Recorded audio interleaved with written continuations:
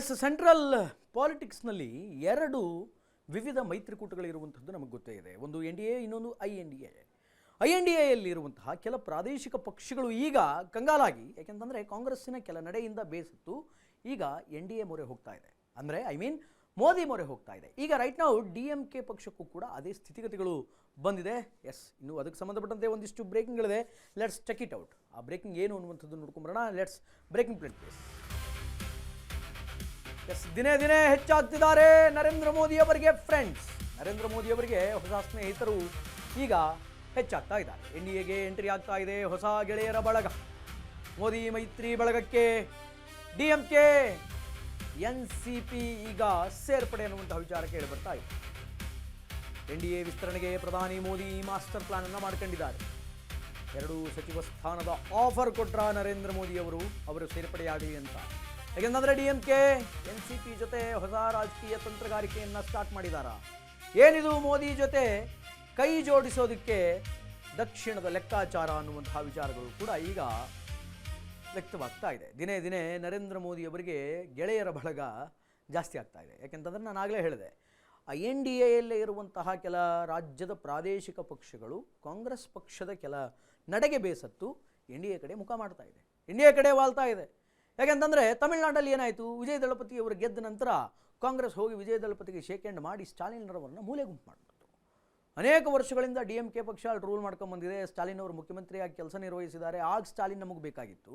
ಸ್ಟಾಲಿನ್ ಸೋತ ನಂತರ ಸ್ಟಾಲಿನ್ರವರನ್ನು ಕೈ ಬಿಟ್ಟು ವಿಜಯ್ ಅವರಿಗೆ, ದಳಪತಿ ವಿಜಯ್ ಅವರಿಗೆ ಶೇಕ್ ಹ್ಯಾಂಡ್ ಕೊಟ್ಬಿಡ್ತು TVK ಪಾರ್ಟಿಗೆ. ಸೊ ಇದರಿಂದ ಬೇಸತ್ತಂತಹ DMK ಪಕ್ಷದ ಅಧಿನೇತ ಸ್ಟಾಲಿನ್ ರೈಟ್ ನಾವು ಈಗ NDAಗೆ ಹೋಗ್ತಾರಾ? ಯಾಕೆಂತಂದರೆ NDAಗೆ ಏನಾದರೂ ಬಂದಿದ್ದೇ ನಿಜವಾದರೆ ಅವರಿಗೆ ಮಂತ್ರಿ ಸ್ಥಾನ ಕೊಡ್ತೀನಿ ಅಂತ ಮೋದಿ ಏನಾದರೂ ಹೇಳಿದ್ರ ಅನ್ನುವಂತಹ ಒಂದಿಷ್ಟು ವಿಚಾರಗಳು ಈಗ ಬೆಳಕಿಗೆ ಬರ್ತಾ ಇದೆ. ಆ ಥರದ ಒಂದು ಚರ್ಚೆ ಇದೆ. ಅದಕ್ಕೆ ಸಂಬಂಧಪಟ್ಟಂತೆ ಒನ್ ಮೋರ್ ಬ್ರೇಕಿಂಗ್ ಇದೆ. Will check it out.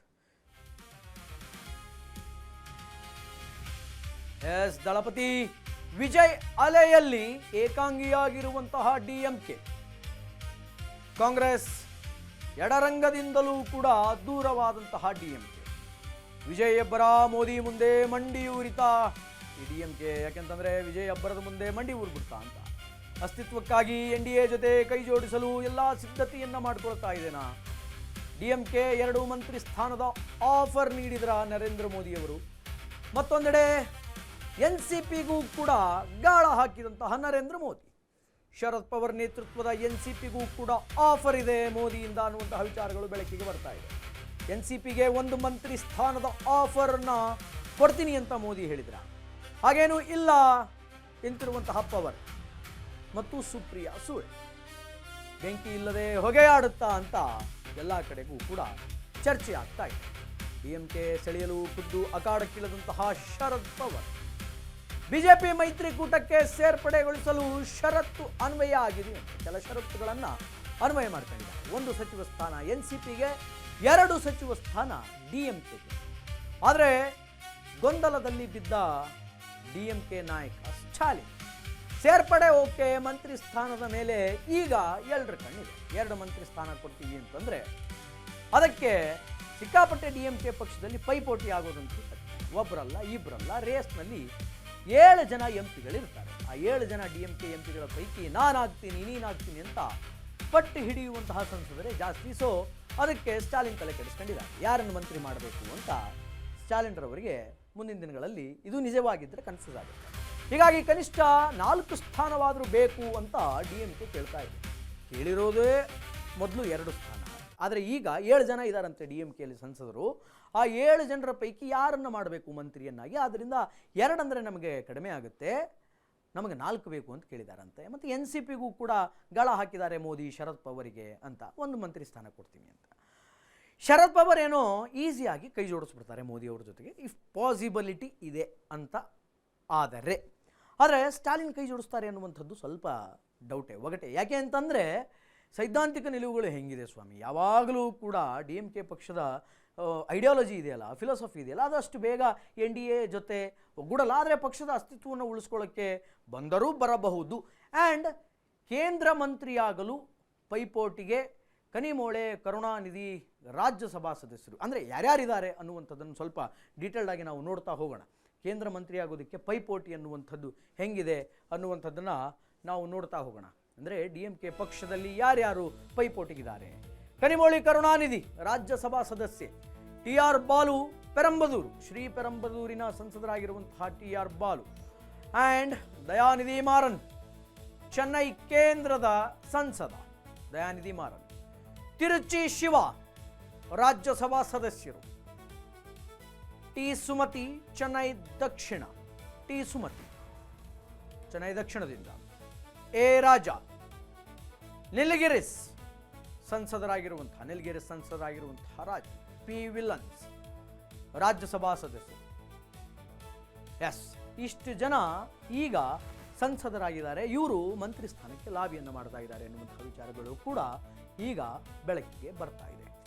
ಇನ್ನು ರಾಜ್ಯಸಭಾ ಸಂಸದೆಯಾಗಿ 2024ರಿಂದ DMK ಸಂಸದೀಯ ಪಕ್ಷದ ನಾಯಕಿಯಾಗಿರುವಂತಹ ಕನಿಮೋಳಿ, DMKಯ ಹಿರಿಯ ನಾಯಕ ಹಾಗೂ ಪೆರಂಬದೂರಿನ ಲೋಕಸಭಾ ಸಂಸದರಾಗಿರುವಂತಹ TR ಬಾಲು ಮತ್ತು ಮಾಜಿ ಕೇಂದ್ರ ಸಚಿವ ಹಾಗೂ ಚೆನ್ನೈ ಸೆಂಟ್ರಲ್ ಲೋಕಸಭಾ ಸಂಸದರಾಗಿರುವಂತಹ MP ಆಗಿರುವಂತಹ ದಯಾನಿಧಿ ಮಾರನ್ ಮತ್ತು DMKಯ ಹಿರಿಯ ನಾಯಕ ಮತ್ತು ರಾಜ್ಯಸಭಾ ಸಂಸದ ತಿರುಚಿ ಶಿವ ಆ್ಯಂಡ್ DMK ನಾಯಕಿ once again Chennai south Lok Sabha ಸಂಸದೆಯಾಗಿರುವಂತಹ ತಮಿಳಾಚಿ ತಂಗಪಾಡಿಯನ್ ಸುಮತಿ, DMK ಪ್ರಮುಖ ದಲಿತ ನಾಯಕ ಹಾಗೂ ನೀಲಗಿರಿ ಲೋಕಸಭಾದ ಸಂಸದ ಎ ರಾಜ ಹಾಗೂ DMKಯ ಮತ್ತೊಬ್ಬ ಹಿರಿಯ ನಾಯಕ ಮತ್ತು ವಕೀಲರಾಗಿರುವಂತಹ ಮತ್ತು ರಾಜಕಾರಣಿಯಾಗಿರುವಂತಹ ರಾಜ್ಯಸಭಾ ಸಂಸದರಾಗಿರುವಂತಹ ಪಿ ವಿಲ್ಸನ್ ಕೇಂದ್ರ ಮಂತ್ರಿಯಾಗುವಂತಹ ಪರಸ್ಪರ ಪೈಪೋಟಿಯನ್ನು ರೈಟ್ ನಾವೀಗ ನಡೆಸ್ತಾ ಇದ್ದಾರೆ.